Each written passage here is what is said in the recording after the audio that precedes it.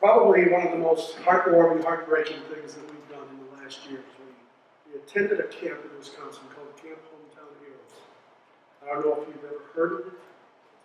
It's a camp up in Wisconsin. It was started by a couple of Milwaukee businessmen to allow children to go to summer camp for a week. Children who have lost a loved one, who had some very recently, mother, father, brother, sister, and uncle. There were 143 kids there at this camp this year. It's at no charge to these kids. There were 7 kids there from Hawaii.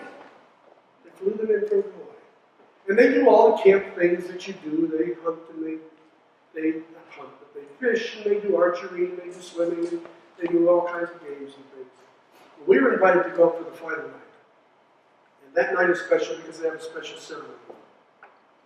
And at this ceremony, they have a large room like this, and they have all these kids in there, and all the counselors. There's about 1 counselor per child there. So there are about 300 people in this big room. And they had this raucous music going. My parents called my music raucous, but this was raucous. And they always have a well-known person or two appear. And that night there was some young man who had been a finalist on American Idol who was doing songs. It's a real rah-rah kind of rally for the last night.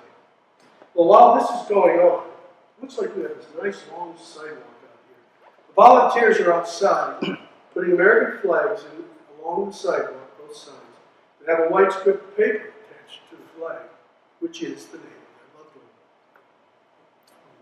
So when this is over, the kids come walking out, and they're walking down the sidewalk, and many of them start crying because they see their loved one. They see the name. So they walk down this pathway to a lake. Each one of the kids is given a loaded candle. And they go down to the lake, and they put the candle in the water and let it drift away, kind of symbolize the releasing of their sorrow and their sadness. Well, as the kids come back up, and it's like they are sobbing. Sobbing. That's where the dogs come. It was amazing. Well, they limited us this year to 4 dogs in 1 day, because they weren't quite sure what to think about us and what we did. Well, at the end of the event, our contact person wrote to me and said, I think we're going to want to have you here next year every day with more dogs. So it will be a great, great opportunity. But what a wonderful, wonderful experience. It was, as I said, heartwarming and heartbreaking.